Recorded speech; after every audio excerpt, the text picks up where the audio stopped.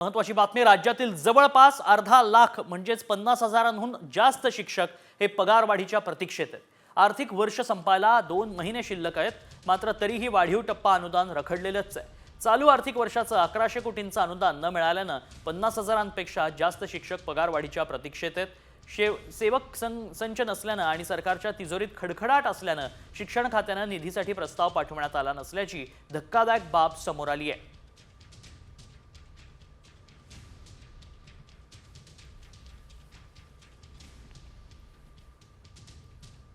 वाढीव अनुदानास पात्र शाळा आहेत 3427।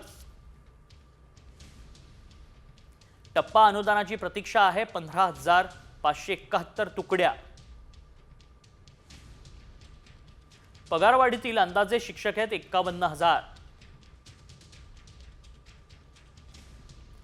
वाढीव टप्प्यासाठी अपेक्षित निधी आहे 1100 कोटी रुपये।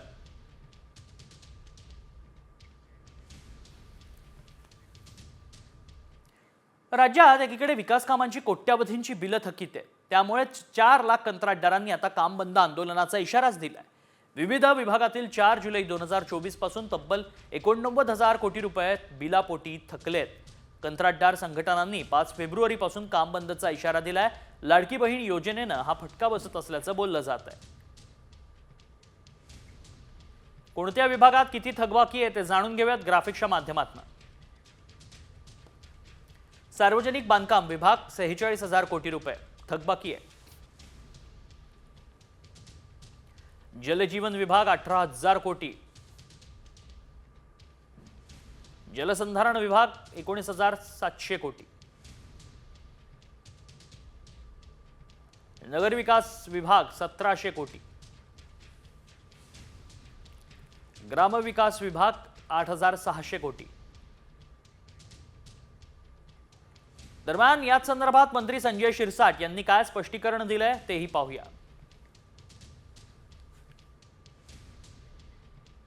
माझी लाडकी बहीण योजना असेल किंवा इतर योजना आहेत, त्याला निश्चितच जवळपास 60,000 कोटी रुपयाचा एक लोड सरकारवर आलेला आहे। आणि त्या मधल्या काळामध्ये कंत्राटदारांनी जे काही कामं केलेली आहेत त्यांची बिलं थकलेली आहेत हे नाकारता येत नाही, परंतु त्याच्यामुळे काम बंद होईल अशी कोणतीही परिस्थिती नाही। प्रत्येकाला आता बिलाचं वाटप सुद्धा करता येत आहे, करतायत सरकार। बातमीपत्रात या पुढच्या महत्त्वाच्या बातम्यांचा आढावा घ्यायचा आहे। सुपरफास्ट। लोणावळ्यात एकाच दुचाकीवरून 5 ते 6 विद्यार्थी धोकादायक प्रवास करत असल्याचं समोर आलंय। पोलीस, शिक्षक आणि पालकांच्या डोळ्यात अंजन घालणारा हा व्हिडिओ आहे। मुलं शाळा कॉलेजमध्ये जातात म्हणून पालक चिंतामुक्त असतात, मात्र मुलांचा हा प्रताप पाहून पालकांच्या चिंतेत भर पडली आहे।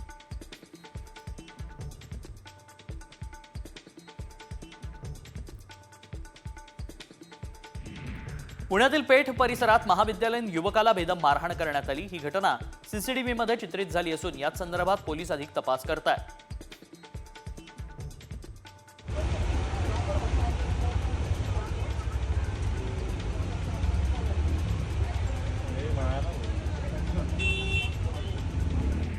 संभाजीनगरात 4 जणांनी मिळून एका मित्राला बेदम मारहाण केली, त्यानंतर त्याचा खून करण्यात आलाय। कल्पेश विजय रुपेकर असं खून झालेल्या तरुणाचं नाव आहे। या प्रकरणातील 4 आरोपींवर कारवाई करण्यात आली।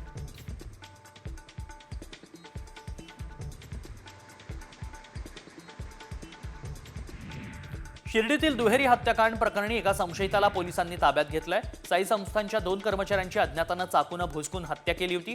3 वेगवेगळ्या ठिकाणी तिघांवर चाकूनं हल्ला करण्यात आला। पहाटेच्या सुमारास ड्युटीवर जाताना ही घटना घडली।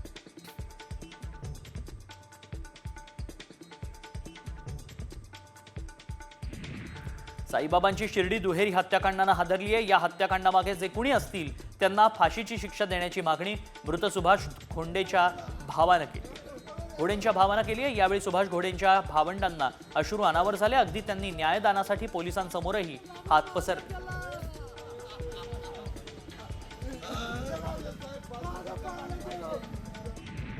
दरम्यान शिर्डी साई संस्थांच्या 2 कर्मचाऱ्यांची हत्या झाल्यानंतर जुन्या वादाला पुन्हा नव्यानं तोंड फुटलंय। मोफत अन्नछत्रानं शिर्डीत गुन्हेगारी वाढली आहे असा पुनरुच्चार सुजय विखे पाटलांनी केलाय। त्यामुळे शिर्डीत मोफत अन्नछत्राचा मुद्दा पुन्हा ऐरणीवर आलाय।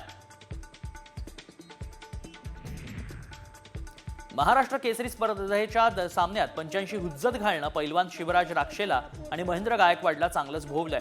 दोन्ही पैलवानांना 3 वर्षांसाठी निलंबित करण्याचा निर्णय महाराष्ट्र राज्य कुस्तीगीर परिषदेनं घेतलाय. त्यामुळे पुढच्या 3 वर्षांसाठी या पैलवानांना कोणत्याही कुस्ती स्पर्धेत भाग घेता येणार नाही.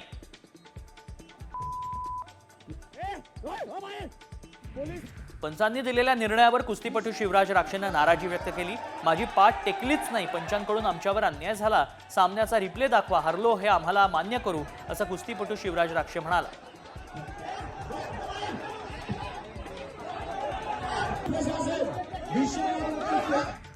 महाराष्ट्र केसरी वादावर डबल महाराष्ट्र केसरी पैलवान चंद्रहार पाटलांनीही संताप व्यक्त केलाय, प्रतिक्रिया दिली आहे. शिवराजवर जो अन्याय झालाय त्या पंचांना गोळ्या घातल्या पाहिजेत असं पाटील यांनी म्हटलंय. कुस्ती झाली की नाही हे संपूर्ण महाराष्ट्रानं पाहिलंय.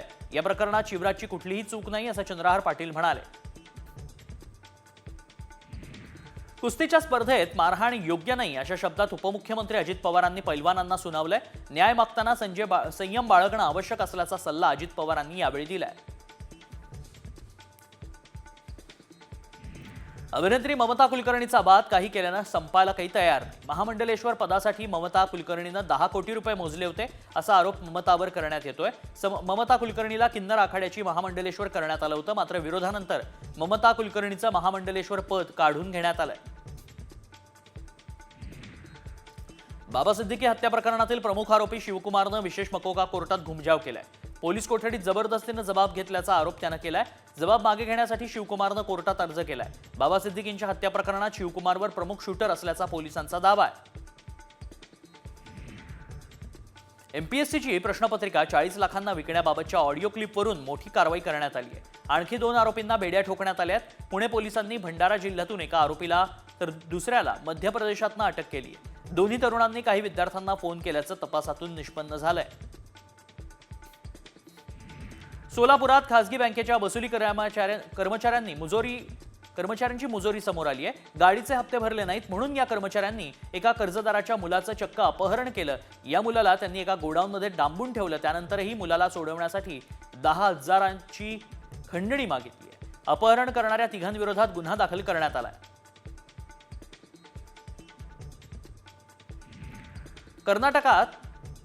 कर्नाटक सरकारनं सन्मानानं मरण्याचा अधिकार लागू केला. सुप्रीम कोर्टाच्या निर्णयाची कर्नाटक सरकार अंमलबजावणी करणार आहे. ज्यांना बरं होण्याची आशा नाही किंवा ज्यांच्यावर जीवनरक्षक उपचार सुरू ठेवायचे आहेत त्या रुग्णांना हा अधिकार देण्यात आलाय. हा कायदा लागू करणारं कर्नाटक हे देशातलं पहिलं राज्य ठरलंय.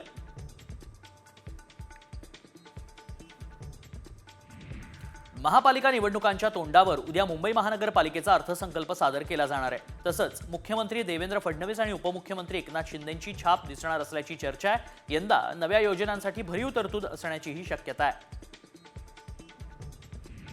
मंत्रालयाच्या गेटवर आज मोठी गर्दी पाहायला मिळाली, कारण मंत्रालयात आता फेस आयडीनंच प्रवेश दिला जातोय. अनेक अधिकारी आणि कर्मचाऱ्यांचे फेस आयडीच करण्यात आलेले नाहीत, त्यामुळे त्यांच्यावर पास काढून जाण्याची वेळ आली आहे. याच कारणानं मंत्रालय गेटवर मोठी गर्दी झाली.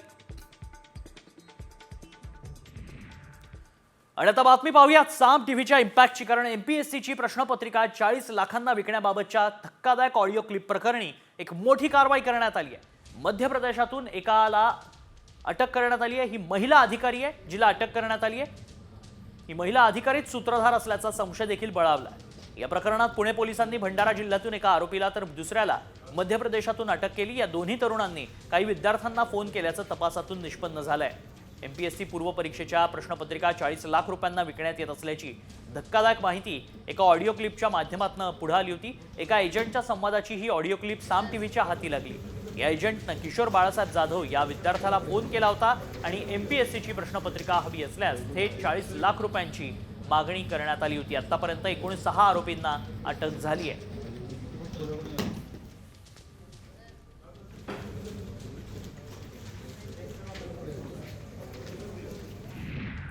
नवी मुंबईत उद्या पाणीपुरवठा बंद राहणार आहे. मुख्य जलवाहिनीच्या दुरुस्तीच्या कामासाठी उद्या सकाळी 10 ते रात्री 8 वाजेपर्यंत 10 तास पाणीपुरवठा बंद राहील. तर बुधवारी कमी दाबानं पाणीपुरवठा केला जाणार आहे. नागरिकांनी पाण्याचा योग्य वापर करावा असं आवाहन करण्यात आलंय. इस्रोनं 29 जानेवारीला नेव्हिगेशन सॅटेलाइट मिशन लॉन्च केलं होतं, मात्र या मोहिमेत तांत्रिक अडथळा निर्माण झाल्याची माहिती आता समोर येते. सॅटेलाइटमध्ये तांत्रिक बिघाड निर्माण झाल्यानं त्याची पुढच्या कक्षेत जाण्याची प्रक्रिया थांबली आहे. श्रीहरिकोटा इथल्या अंतराळ केंद्रातून इस्रोचं हे 100वे प्रक्षेपण होतं.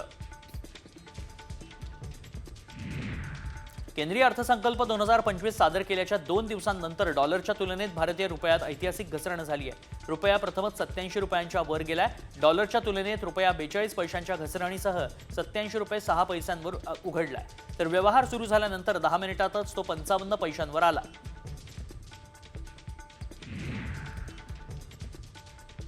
MHT CET परीक्षेच्या अर्ज नोंदणीसाठी पुन्हा मुदतवाढ जाहीर करण्यात आली आहे. विद्यार्थ्यांना आता 10 फेब्रुवारीपर्यंत अर्ज करता येणार आहेत. अर्ज नोंदणीला विद्यार्थ्यांकडून अल्प प्रतिसाद मिळाल्यानं अर्ज नोंदणीला दुसऱ्यांदा मुदतवाढ देण्याचा निर्णय घेण्यात आलाय. CBSE 10वी-12वी 2025 बोर्डाच्या परीक्षांचं हॉल तिकीट जारी करण्यात आलंय. हॉल तिकिटाची लिंक ऍक्टिव्ह करण्यात आली आहे. cbse.gov.in या संकेतस्थळावरती जाऊन विद्यार्थ्यांना त्यांचं हॉल तिकीट डाउनलोड करता येणार आहे. बाळाच्या पोटात बाळ असलेल्या महिलेची बुलढाणा जिल्हा रुग्णालयात प्रसूती झाली आहे. महिला आणि बाळाचीही प्रकृती उत्तम आहे. बाळाच्या पोटात असणारं बाळ शस्त्रक्रिया करून काढण्यात येईल. महिलेच्या पोटात बाळ आणि त्या बाळाच्याही पोटात बाळ या गर्भधारणेला वैद्यकीय भाषेत फिटस इन फेटू असं म्हणतात. अमरावतीवरून सुटणारी वडनेरा नाशिक मेमू रेल्वे उद्या थांबणार नाहीये. तसंच गीतांजली एक्सप्रेसही 2 तास उशिरा धावेल. भुसावळ रेल्वे मंडळात पाचोरा रेल्वे स्थानकावर रिमॉडेलिंगसाठी विशेष प्री नॉन इंटरलॉकिंग ट्रॅफिक आणि पॉवर ब्लॉक घेण्यात येणार आहे. त्यामुळे काही रेल्वे गाड्या रद्द करण्यात आल्या. नागपूरच्या एका पाणीपुरीवाल्यानं भन्नाट ऑफर ठेवली. 99,000 रुपयात आयुष्यभर पाणीपुरी खाण्याची ही ऑफर त्यानं दिली आहे. वर्धा रोडवर रहाटे कॉलनीत चौकाच्या रस्त्यावर विजय गुप्ता हा पाणीपुरी विकतो. मात्र कॉर्पोरेट कंपन्या जसं डिस्काउंट देतात तशीच ऑफर या पाणीपुरीवाल्यानं आता दिली आहे.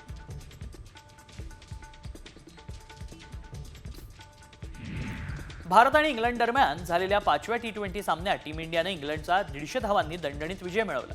टीम इंडियाचा हा विजय बिग बी अमिताभ आणि अभिषेक बच्चन यांनी मुंबईतल्या माटुंगा इथल्या मद्रास कॅफेमध्ये साजरा केला. या सामन्याची मालिका टीम इंडियाने 4-1 अशी जिंकली.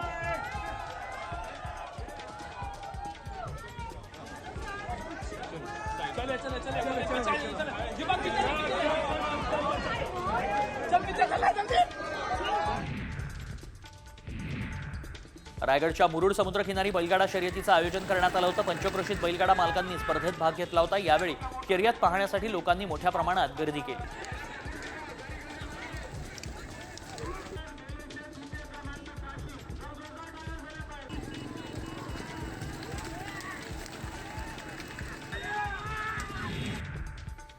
अकोल्यामध्ये वऱ्हाडी जत्रा सरस प्रदर्शनाला अकोलेकरांचा उत्स्फूर्त प्रतिसाद मिळालाय. वऱ्हाडच्या सांस्कृतिक समृद्धीचं दर्शन घडवणारी अशी ही जत्रा. खेड्यापाड्यातील महिलांच्या बचत गटांना या माध्यमातून व्यासपीठ मिळालंय.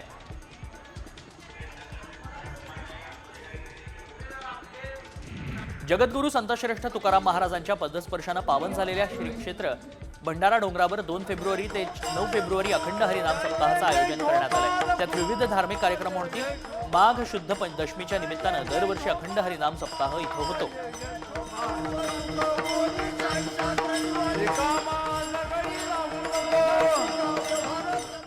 ज्ञानेश्वरी बोलून बोल.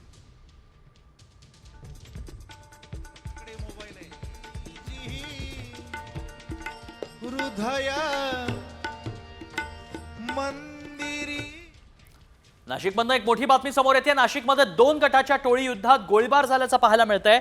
जुन्या वादातनं 2 गटात गोळीबाराची घटना घडली आहे. नाशिकमधल्या परिसरात ही गोळीबाराची घटना घडल्याचं पाहायला मिळतंय. पंचवटी पोलीस स्थानकात 2 गटाविरुद्ध गुन्हा दाखल करण्यात आलाय. नाशिकमध्ये गोळीबार झाल्याचं पाहायला मिळतंय. आत्ताच्या क्षणाची मोठी बातमी आपण पाहतोय. 2 गटात टोळी युद्धावरनं हा गोळीबार झाल्याचं पाहायला मिळालं. जुन्या वादातनं गोळीबार झालाय. हवेत गोळीबाराच्या घटनेनं परिसरात मात्र दहशत निर्माण झाली होती.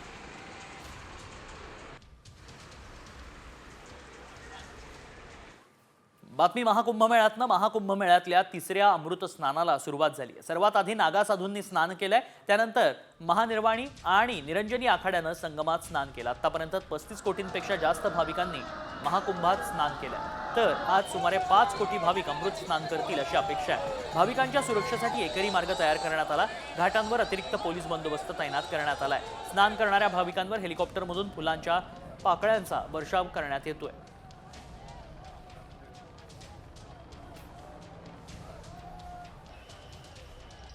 महाकुंभमेळ्यातलं 3रं अमृत स्नान पार पडते. 5 कोटी भाविक स्नान करण्याची अपेक्षा. हेलिकॉप्टरमधून पुष्पवृष्टी या भाविकांवर करण्यात आली.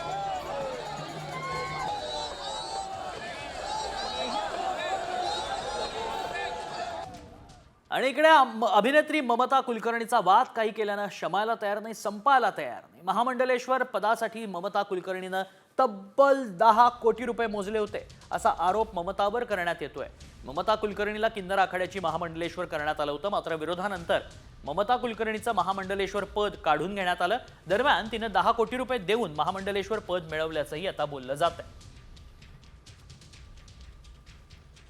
मेरे पास 10 क्या, मेरे पास 1 करोड़ भी नहीं है.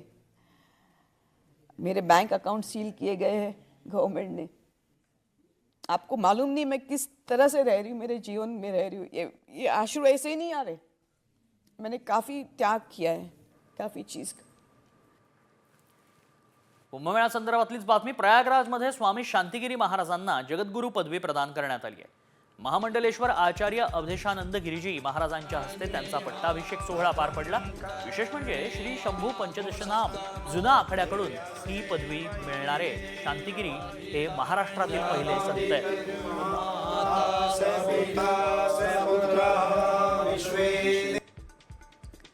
महाकुंभमेळ्यात पवित्र त्रिवेणी संगमात पवित्र स्नानासाठी देशभरातून आणि विदेशातून लाखो भाविक येत आहेत. दरम्यान विदेशी भक्तांनी हनुमान चालीसा म्हणून मंत्रमुग्ध केलंय. शंकर सुवन केसरी नंद तेज प्रताप महाजगबंद विद्यावान गुणीयति चार सुमति.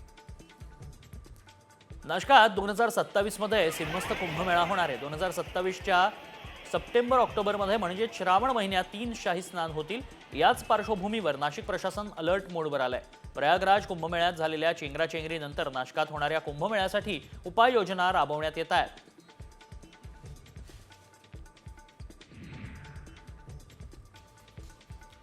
वाशिममध्ये वाईतील शेतकऱ्याच्या गव्हाच्या पिकाचं रानडुकरांनी मोठ्या प्रमाणात नुकसान केलं. रात्रीच्या वेळी रानडुकरांनी शेतात शिरून काढणीला आलेल्या पिकाची मोठी नासधूस केली. त्यामुळे या शेतकऱ्याला मोठा आर्थिक फटका बसलाय.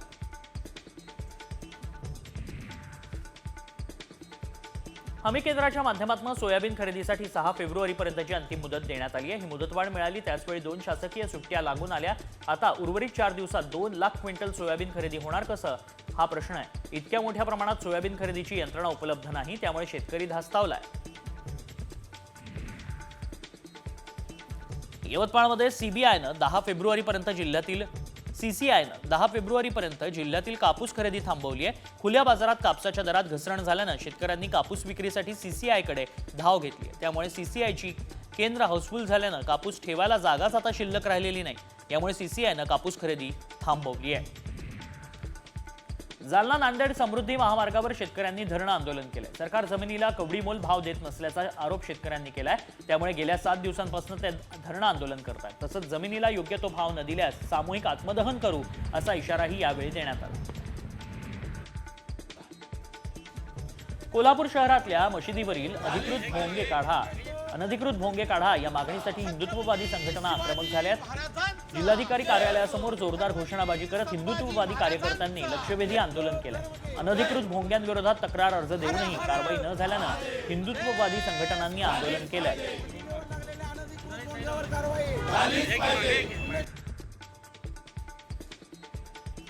नांदेडमध्ये किनवट तालुक्यात पैनगंगा नदीपात्रात 5 टीएमसी पाणी सोडावं या मागणीसाठी 15 गावातील गावकऱ्यांनी आमरण उपोषण सुरू केलंय. उन्हाळ्याला 4 महिने बाकी असताना फेब्रुवारी महिन्यातच नदीपात्र कोरडं पडलंय. त्यामुळे पिण्याच्या पाण्याचा प्रश्न ऐरणीवर आलाय.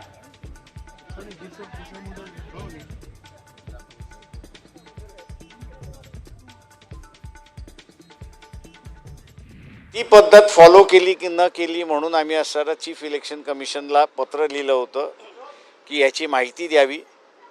त्यांनी उत्तर जे दिलेलं आहे की ती माहिती आमच्याकडे उपलब्ध नाही. त्याच्यामुळे आता कोर्टाने त्यांच्याकडे ती माहिती उपलब्ध आहे का हे विचारायला सांगितलेलं आहे. आणि नसेल तर मग त्या मतदारांचं जे आहे 6 नंतरचं झालं की न झालं हा त्याच्यातला असणारा इश्यू आहे. आम्ही कोर्टाला असं म्हणतोय की हे मतदान मग झालेलं नाही, त्यावरती कोर्टाने योग्य तो निर्णय घ्यावा. हो, इलेक्शन कमिशनचेच फिगर्स आहेत ते. विधानसभा निवडणुकीनंतर म्हणजे लोकसभा निवडणुकीनंतर विधानसभा निवडणुकीत कोविडच्या काळामध्ये वाढलेलं मतदान दिसलं. माझं एवढंच फक्त राहणार आहे की आम्ही आज सारा बॉल रोल केलेला आहे. उरलेल्या सगळ्या राजकीय पक्षांनी आज सारं याच्यामध्ये जुळलं आणि जनतेने सुद्धा याच्यामध्ये असणारा जर सहभाग घेतला तर इलेक्शन कमिशनला जी खरी माहिती इलेक्शन कमिशनकडे आहे ती त्यांनी कोर्टापुढे मांडावी अशी माझी अपेक्षा आहे. एकीकडे इलेक्शन कमिशन वारंवार दावा करत आहे की निवडणुका पारदर्शक पार पडल्या, कोणत्याही प्रकारची फेरफार करण्यात आली नाही. काय वाटतं की ते म्हणूनच आम्ही म्हणतोय की पारदर्शक निवडणुका पार पाडलेल्या आहेत असे इलेक्शन कमिशन दावा करतोय. तोच दावा त्यांनी असणारा कोर्टापुढे करावा आणि जी काही त्यांच्याकडे माहिती आहे किती स्लिप्स वाटल्या आणि किती स्लिप्स वाटल्या नाहीत त्याची माहिती त्यांनी कोर्टासमोर द्यावी. लोकसभा निवडणुकीनंतर जे 75-76 लाख मतदान वाढले ते 6 राज्यानंतरचं मतदान झालेलं आहे का? त्याच्याबद्दल मला माहिती नाही काहीच. सर हिंदी में बता दीजिए, आज सुनवाई थी सर, क्या कहेंगे पूरा क्या हुआ? इलेक्शन कमीशन ने महाराष्ट्र के इलेक्शन होने के बाद एक बयान दिया था